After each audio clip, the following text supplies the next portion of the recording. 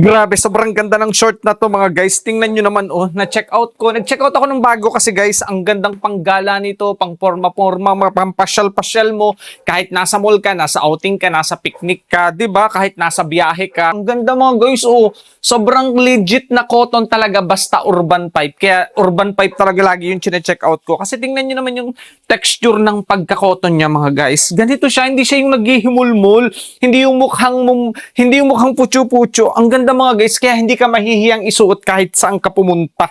Tapos tingnan nyo yung mga pagkakatahi. Tapos guys, ang galing ng garter nito. Tingnan nyo naman, oh, ganito siya, yung pinaka-garter niya. Ayan, may design siya na ganito. Oh, then saktong-sakto yung haba, yung mga pagkakatahi mga guys, super duper ganda, pulidong-pulido and matibay.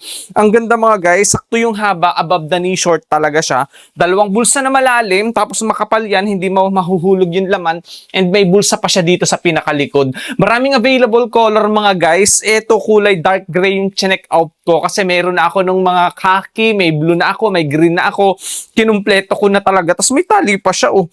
Tingnan nyo naman mga guys, oh. Hindi ba? Kitang-kita nyo na legit. Ang ganda, legit na cotton, maganda and makapal talaga. Hindi naghihimulmul kahit naka-t-shirt ka, nakasando ka, naka-shoes ka, naka-sleeper ka. Panalo yung short na to mga guys. Ang galing na, ang ganda ng urban pipe short talaga. Kaya talagang favorite and subok na subok ko na talagang maganda yung klase ng urban pipe. Sobrang mura lang. True to size, pwede sa babae at lalaki pa yan. Di ba?